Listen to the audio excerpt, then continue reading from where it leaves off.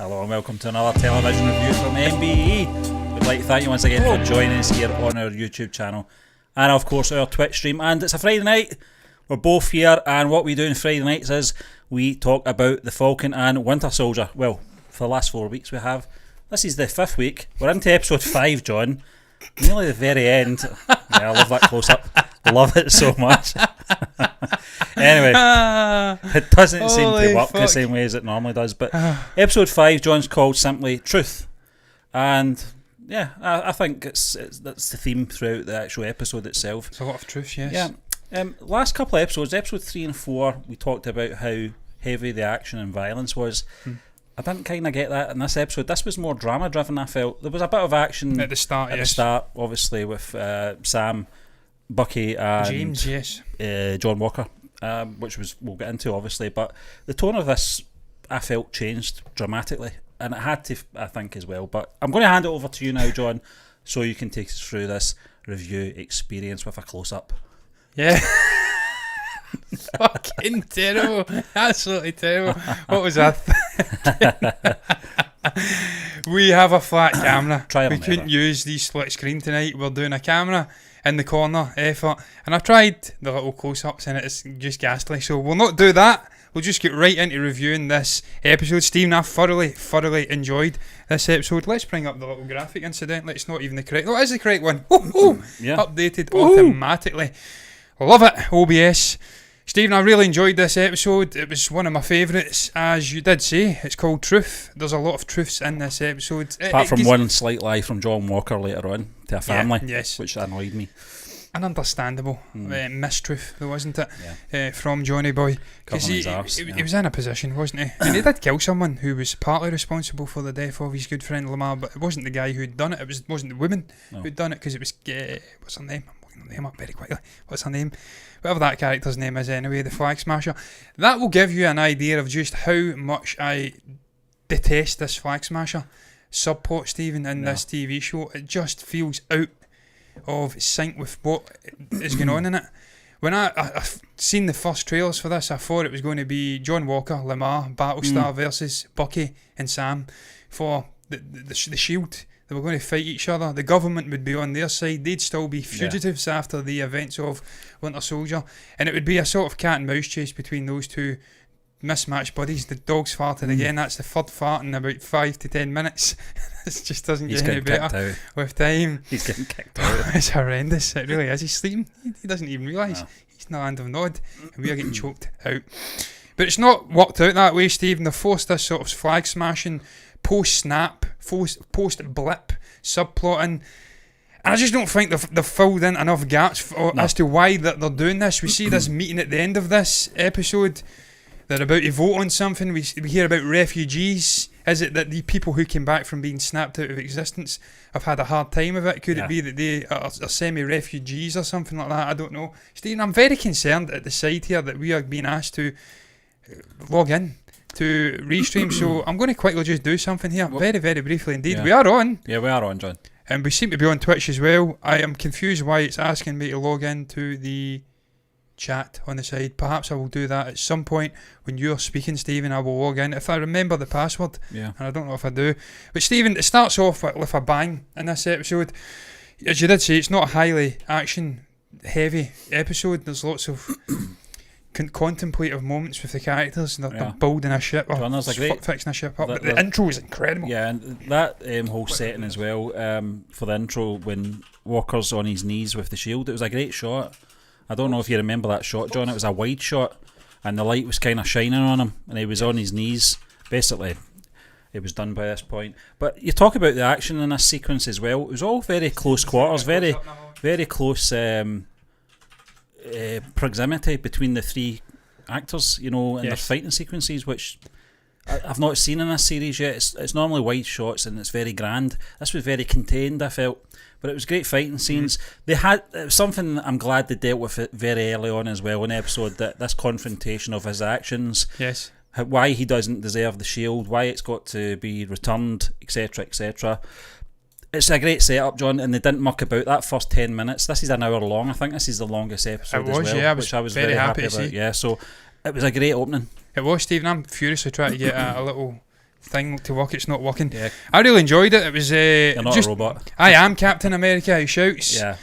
Well, you're not. It was my reply, and obviously Bucky and Sam's reply was, "You're not either." Yeah, it didn't have the same impact as I am Iron Man did it. No, it didn't. No, it was absolutely shite. It was just kind of like a microcosmic look at the John Walker character in general. He's just a poor man.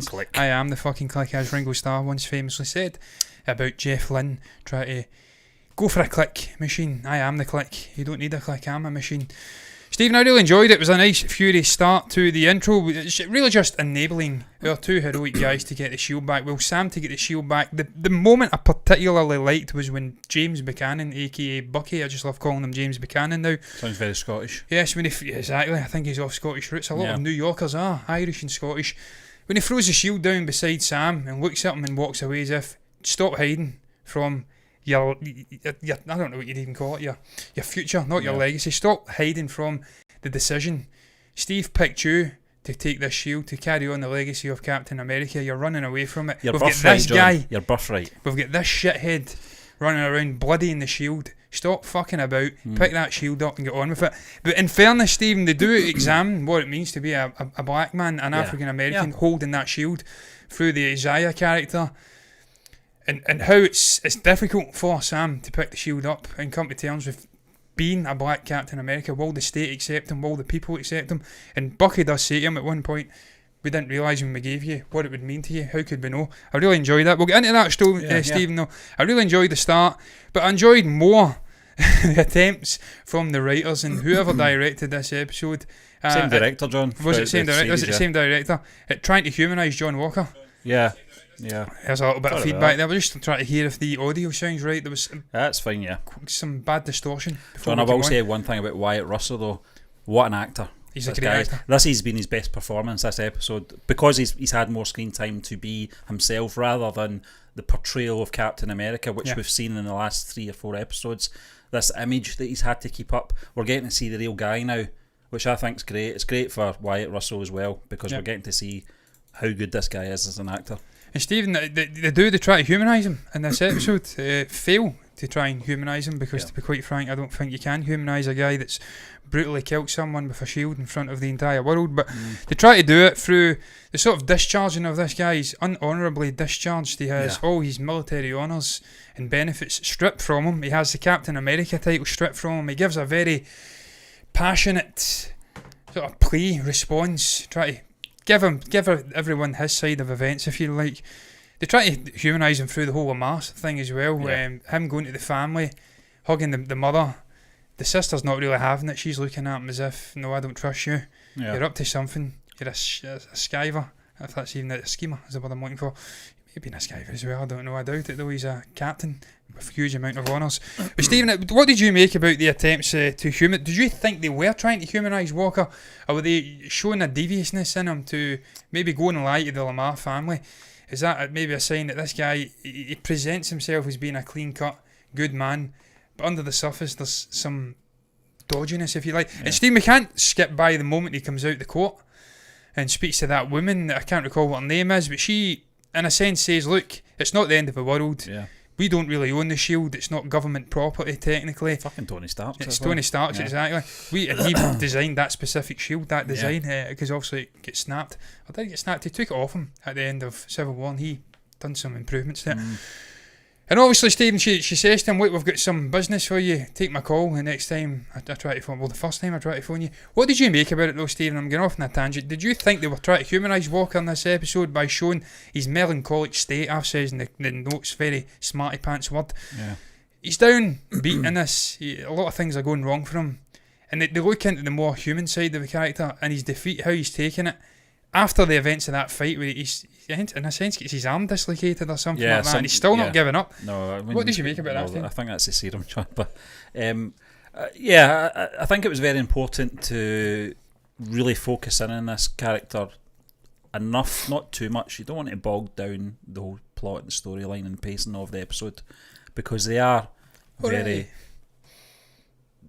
What's the word? They're sectioned that way. That they've got to flow consistently, and you don't want to be bogged down too much with giving a life story to get that off, to get that message across. I think they handled it very well. That whole I don't know what you call them. Would it be is it the Senate? I don't know who was answering to. I don't know who they were. I think Congress it was just, or something. I don't know who it was. It may have been the Pentagon, Stephen, or something. The people in charge of the Ministry of Defence or something like that. They've got to be seen to be acting on his actions as well. You've got to remember that, John. So I don't know if it was from a narrator's point of view. Yes, they are trying to humanise him from a sort of perception of this being a real thing. The authorities have to be seen to be acting on his actions. Could you imagine Steve Rogers doing that, Stephen? No, I couldn't. Winter Soldier. That's the difference. What they would have done to him if he had done that. They'd have wanted him hung, drawn and quartered. Yeah. He wouldn't have got off with an honourable discharge or whatever they called it. But John, I think this is just scratching the surface for this character as well. I think we're going to see a lot more further down the line, maybe in another season. I hope he survives it, Stephen. I hope so as well, John. I don't kill this guy off, because he's an interesting foe, and I think as well with the serum now in his system as well, we're scratching the surface at the moment with this character, and I really want to see how this is going to develop, because I think it was Lamar that said it last week. It only brings out what's already enhances there. Whatever your characteristics which are already there, and I think we're getting that, John. And Stephen, I genuinely still don't believe that he is a bad guy. I don't think he's bad. No, I don't think he's evil. I think he's just misguided. He's not fit for the role of Captain America. He's been put into a position he's not capable of carrying.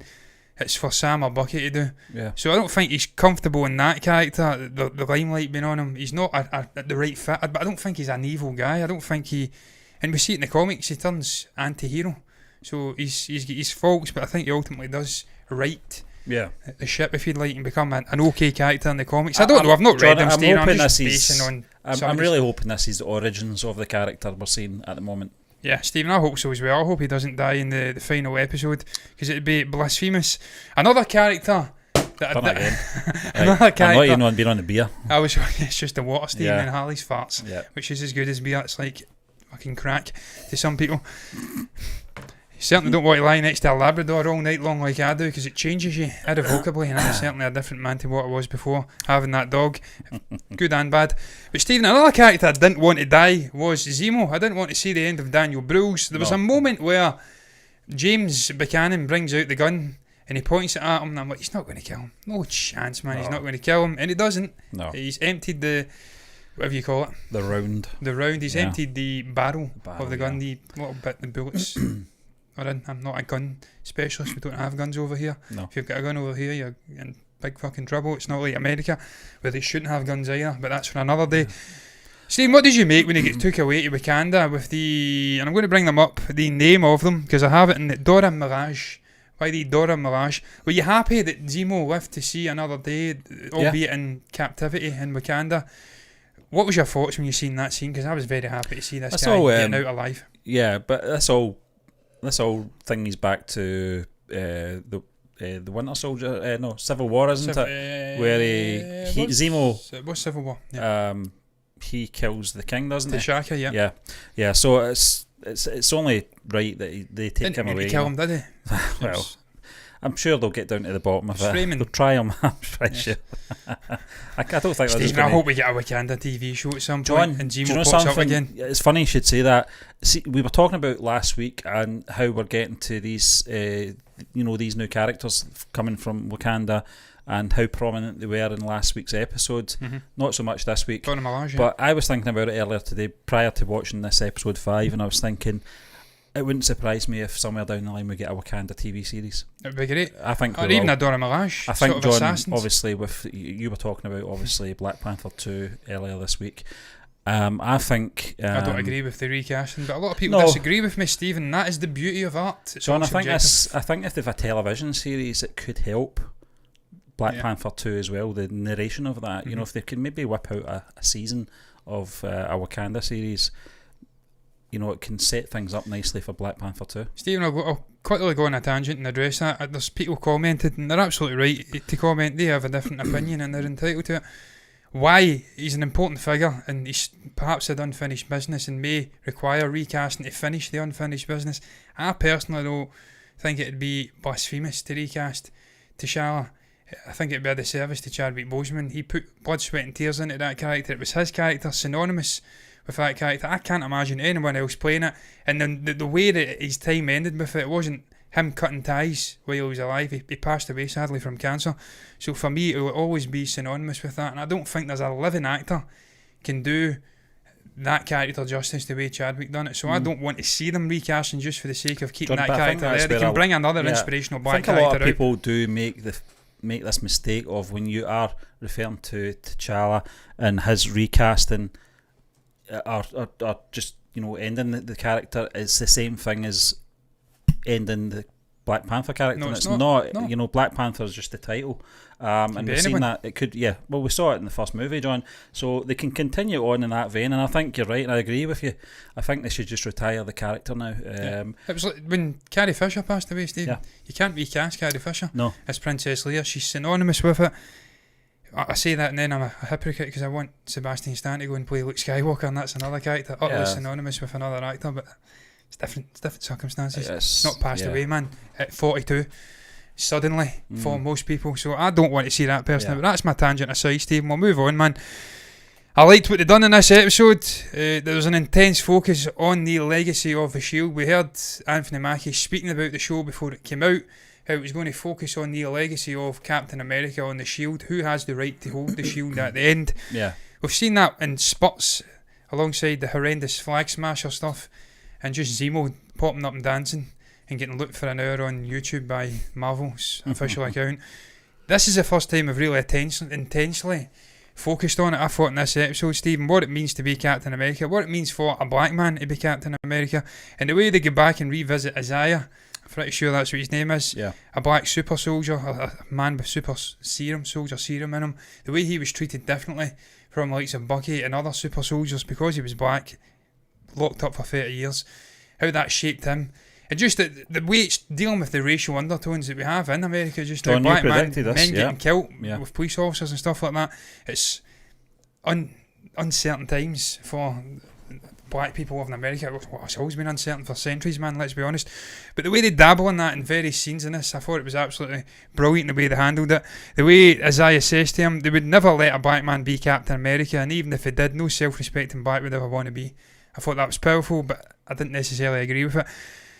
And also the impact on Sam, the conversation with Bucky later on when they're having a little group therapy session, he says to him something like, I can't actually recall, I'm completely blanking on what he says to him, but he says to him, I think his words were, we couldn't have known at the time when we gave you the shield, when Steve told me what his decision was to give you the shield, we couldn't have known what it would have meant for a black man to hold the shield. How could we have known? So they dabble in it, that's what I'm saying, Steve. And the legacy of the shield, what it means for Sam to hold the shield. He's uneasy, he doesn't know where he wants to take it, he doesn't know how it will impact on the black community, how the government will react to him trying to take the shield. What was your thoughts on that, Stephen? That was a huge part of this episode, the legacy of the shield. I'm going to speak to Isaiah, taking it off of John Walker, stuff like that, the racial undertones. Is that something you enjoyed in this episode? Because I certainly did enjoy it. John, I really did. I mean, that adds another level to the series as well, and what it means, and it kind of gives the characters a bit more depth as well,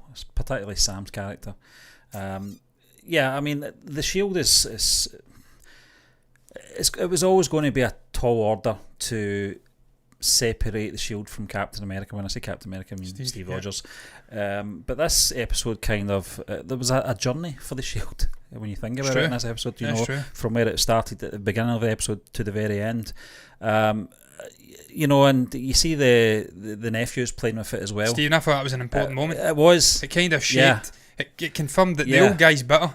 And he's got right to be bitter about what happened to him from the state, but the young black people actually view it as a beacon of hope. They want to play with it. It was, John. It was a great scene. I think that maybe I don't know if it confirmed it for Sam because he didn't see it. It was Bucky that seen it, but you'd think he'd have relayed that, and that would have maybe have impacted his decision. Look, maybe I should be Captain America then. John, I never understood that first episode when Sam handed the Shield over to the government and them saying it's back in its rightful place. I was like, no, it's not. It was never the government Shield to begin with. It was from Stark Industries. That's the Shield they provided was shite. It was that sort of Shield. Yeah, and it was like crap. A badge. Yeah, absolutely rubbish. Crap. Stephen, again, it comes back to what we were speaking about there with T'Challa. And people saying we need to replace that black figure, that inspirational figure for young people watching it. Well, we don't, because first of all, we can bring in Michael B. Jordan, who's equally inspirational as T'Challa, Eric Killmonger, and bring him in. But we're going to have a black Captain America, it looks like, with Sam assuming the Captain America role. It doesn't get any more inspirational than that, man. A black Captain America. So there you go. You have your inspirational figure. I don't know how much of this is worked off the comics or anything like that. But what I will say is, and I was thinking this throughout the episode as well, this is the most organic and natural way to do the sort of handing of the baton over from Steve Rogers to Sam Wilson, without it just being picking up from where Steve left off, because that's the kind of impression you did get at the end of Endgame, where Steve hands Sam the Shield and try it on, and you're thinking, wow, that's quite an adjustment. You're that used to Steve Rogers. But I think, but I think it gives Sam a lot of credibility. I think it gives him a lot of depth as well in his journey to accepting his birthright, if that's the right phrase, John, that he is the next Captain America. He's the right person. He's been chosen by the man himself, so but I think he's went through but I think it had to be looked at, and it had to be investigated through Sam's perspective. It had to be through his journey of him accepting it for himself, not doing it for Steve. It's highlighted in this episode. You have to be your own man. And I think the last 4 episodes, leading up to this episode, was Sam's journey of acceptance. He denied it at first. He just pushed it away. I can't accept this. It's not my Shield, etc., etc. But people like I can't remember the chap's name, the super soldier. Isaiah.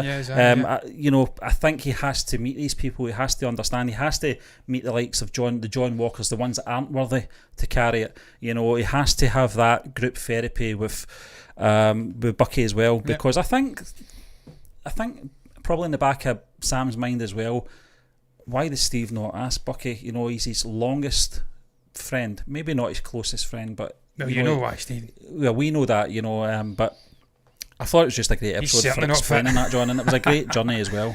Yeah, it was, Stephen. Look, man, I like the fact it confirmed as well that Steve and James Buchanan, I'm just going to keep calling him James Buchanan because I love that name, Bucky, they had that fucking farted again. Oh my god, this dog is killing us, man. Why have I got this dog behind me in these shows? John, we're getting into summer soon as well. It's not happening, Steve. Yeah. It's not happening.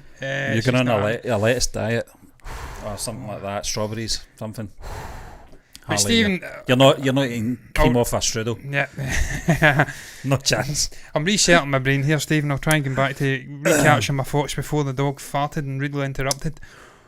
It confirmed to me, and I liked it, that Bucky had conversations with Steve before he went back in time in Endgame. At the end, he relayed to him, look, I'm going to give a shield to Sam. They've had the conversations. I always picked that up in Endgame. He gave a little knowing look to Steve when he was walking away, as if, right, at least came to terms with it. Sam was surprised. Yeah. And he says, look down there's someone waiting for you. Yep. They knew. They'd worked out. I love Gives them that. The fact it was nod, confirmed. as if on you go. Yep. And it was confirmed that happened in this Great episode. writing, John. It was. That's what that is. Steve, it's subtle. Yeah. And that's what I've always liked about the Marvel Cinematic Universe. You have the naysayers, the doubters, the traditional film directors like Martin Scorsese saying they're theme park ride movies. Well, they may be, but there's nice writing. The journey of Tony Stark throughout the whole Infinity Saga. Subtle little things with, obviously, Black Widow and Hulk and Hawkeye and all of these things. There's subtleties in the writing, and again it's here, you see subtleties in the writing, little nod backs, and we get that also with a character from the Winter Soldier who I recognised but didn't remember where he was from. You confirmed him he was from Winter Soldier, one of Brock Rumlow's goons.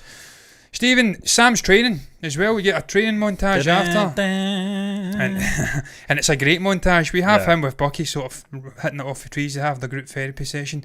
Sam gives him the information he needs. I think he's going to go back to the old Japanese guy and tell him what happened to his son. He's going to come to terms, and that will be the thing that will make him come to peace. He will be the White Wolf or whatever, no longer the Winter Soldier. They give each other a little morale boost. But meanwhile, they're throwing the shield and catching it.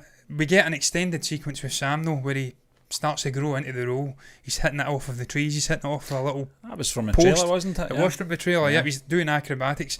And I says to you, Stephen, I cannot believe the shape that Anthony Mackie's in. We were having a little conversation. Who's got the best physique in the MCU? Yeah. And I think it's Hemsworth, that's a Mackie, and Stan. John. Yep. Stephen, Mackie, man, I'm telling you, Mackie is solid. Unbelievable. Yeah. Unbelievable shape. His traps, everything. The fact he's doing acrobatic flips, he's putting Tom Holland to shame, and Tom can do them very well. Well, I love that I was sequence. hoping that was him, John, and I was like, was that a stunt double? I'm not sure. Because he's pulling off Ray Park moves, wasn't it? But he's very athletic, so it may very well be him, Stephen. But what did you make about that extended? We always need a train montage, don't we? To allow the character to grow into the role before he admits that, yes, I'm going to be Captain America. There was a bit with, I can't remember the young lad's name, the soldier that was in episode 1. What's his name again? Torres, Joaquin. He asked Sam, he's back. Would you want to? Yeah, I just wish he was in it more. He's a good character for Sam to bounce off of, and he's not been in it enough for me. But he did ask him, "Would you want me to do the wings? Keep them?" That was the clue right away, John, where this is going. I know we're going to talk about that case. I'd get into that right now, man. You're right. The training montage was excellent, John. I liked it. Stephen, I thought that when I seen it as well. What do you want? Just the visual imagery, the sort of what was that says there? The imagery, I don't know, the symbolic imagery of the wings being in pieces. John Walker being the guy to smash them. And then him walking away from it, he's got the shield. That to me was him stepping away from Falcon and stepping into the shoes of Captain America. He goes on a journey in this. He's going to people like Isaiah, Bucky, his little nephews, trying to bounce off ideas. Should I take the role on? Should I not do it? I think by the end he's settled his mind into doing it. The fact he's training, he's using the shield, he's getting acquainted with it. Then at the end of the sort of case that obviously Bucky takes to him when they're doing a little group bonding bromance thing, fixing up the ship, and he's trying to fire into his sister. He's like, if you go near my sister, I'm going to get you cut up. That sort of, exactly. That briefcase, it's a cliffhanger, but it's so clear it's not the wings. It's obviously a Wakandian Captain America suit that they've made for him. Yep. And I've says that. Do you think that is the case? You think he's finally going to assume the role, Steve? I think it's obvious he is, isn't it? It is, John. That's why they didn't reveal it, because I think he's going to make it. They didn't reveal it. You know, with the... You can see where this episode, next episode's going. There's going to be this massive battle with flag smashers, etc., coming into it. I think John Walker's going to be in there as well. It's going to be like a 3-part sort of battle going on. You're going to have the Falcon and the Winter Soldier, but I think you're going to have Sam making some grand entrance in these new suit. I think that's why they didn't reveal it in this episode, John. Do you think Walker will be bad in this finale, or do you think he'll do something to redeem himself and then move off and be some continuing figure? I know you says you think he will continue into perhaps another season. I think at some point, I know that obviously Sam's building himself up to be the next Captain America, but when he's taking on super soldiers, it's another thing. He's not a super soldier himself. He's got skill and ability in there, and agility as well, but there's going to come a point where he's going to be maybe going up against, is it Carly? The character's name is. She's a super soldier, isn't she? And I think maybe... And the bald guy? I would like to think that perhaps John Walker steps in at some point and saves him. But I don't know... in today's society, that's not really the right thing to do. You can't have the white guy coming in, saving the black guy. It wouldn't look good, Steve. No, it wouldn't look good, John. But at the end of the day, could be that Sam saves John Walker, and that reaffirms to him that look, I'm a good man inside. I went down a dodgy path. It would have the same impact, John. Yeah. Stephen, what did you make of the structure of this episode? I tell you, I thought this was the best in terms of its fluidity, the way it flitted between every single character, I think, in this episode. Even Sharon Carter gets a moment. Yeah. They all got their moment on screen, and it felt perfect the way they handled every individual character. Film, of course, Bucky and Sam were the main players, but even the Flag Smashers had their little moment. John Walker had his moment in and out. They all had their moments. What did you make of the way this episode flowed? I thought it was the best. Yeah. John, for an hour long, there was a lot packed into it. And as I said, at the very start of our show, it was very drama driven as well. I felt it's probably the most dramatical episode we've had. There was a lot of scenes, emotional scenes, throughout, and everyone got the right amount of screen time. I think you're always going to get the Falcon and Winter Soldier predominantly in the show anyway, because it's their show, but the other characters, the supporting characters, I felt had just enough time. I'm glad we didn't hang about too much with John Walker. We got enough of him. I thought Wyatt Russell in this episode was fantastic. It's the first time I've seen this guy really acting up to now, and he's very good. Yeah, Stephen, look, man, chip off the old block. Yeah. Kurt's an amazing actor, man, one of the all-time great actors of his generation, if not one of the best. I'm trying to think of who was in his generation. I presume Daniel Day-Lewis was in it, so that's him lost right away because he was the absolute man.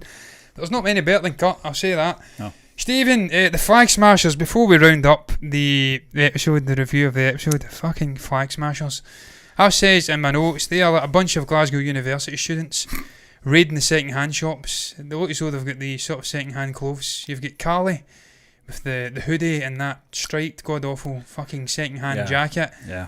They're kicking about. They're just like a bunch of hipsters. They look like a bunch of hipsters. Sort of Glasgow Uni hipsters.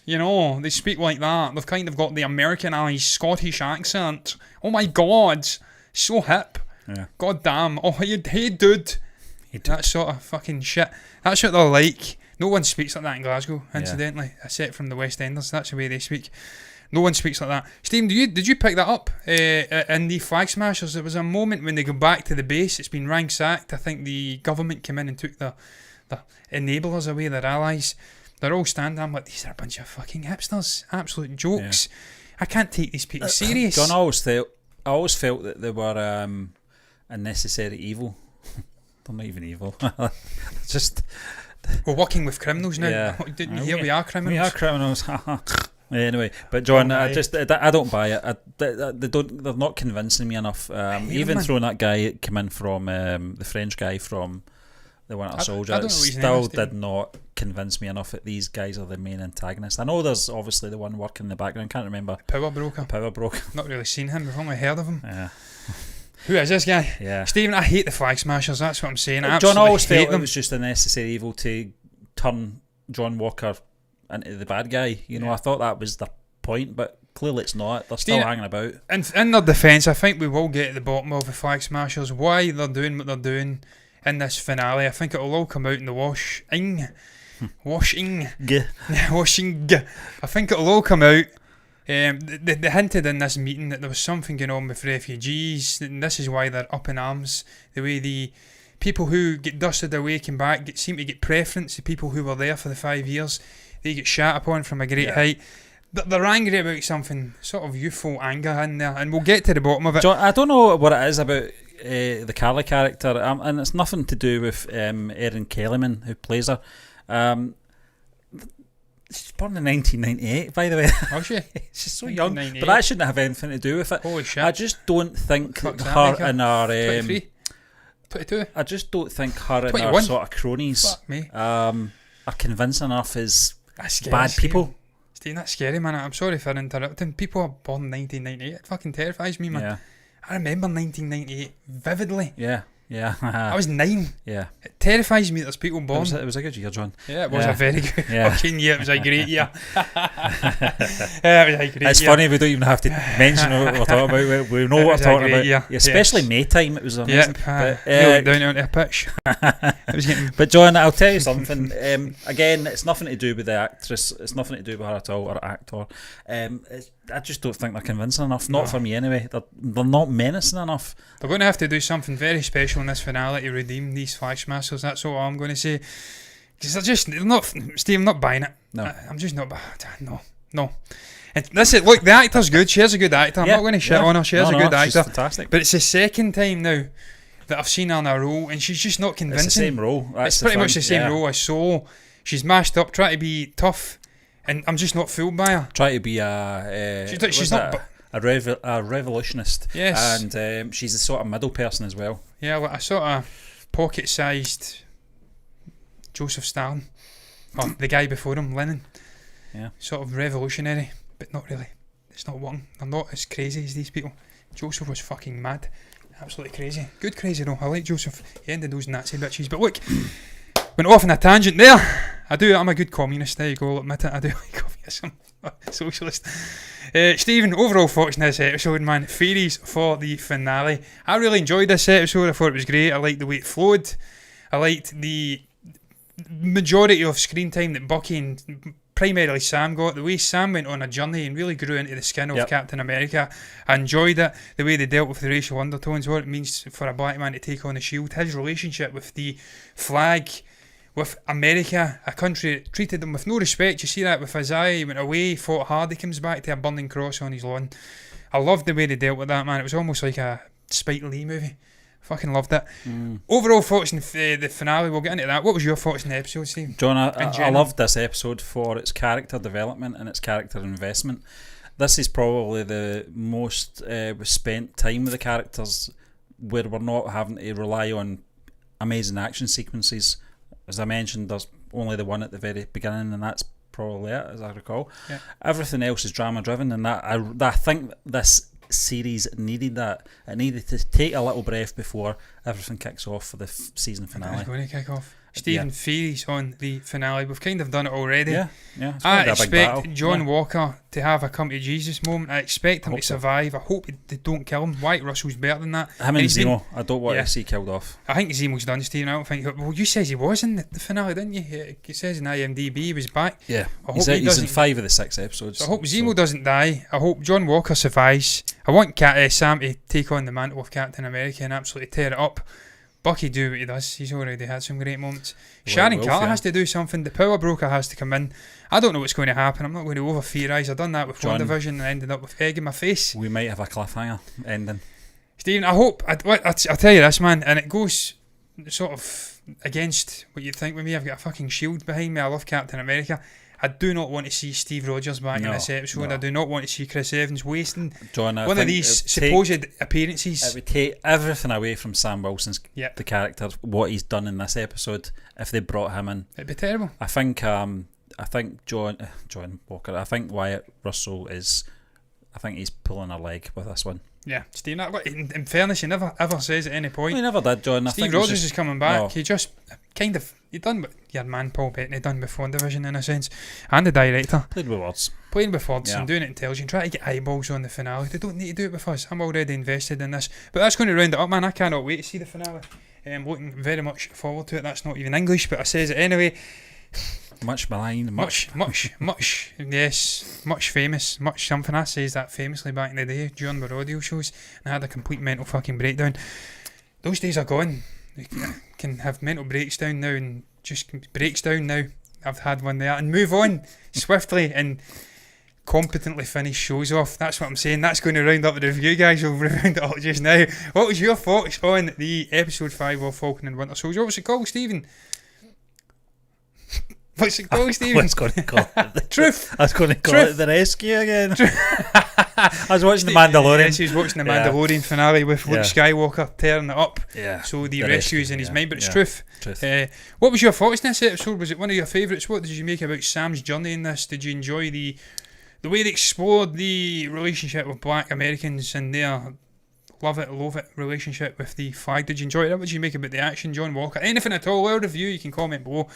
If you've got anything to say at all, you can also like the video if you've enjoyed it, subscribe to the channel on YouTube, hit the follow button over on Twitch if you want to see more content like this in the future, and you will surely get it, guys. That's why we're doing it. You were right, though, guys. You were right. Tell your sister you were right.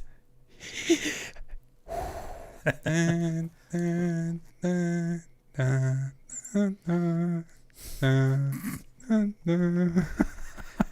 bye.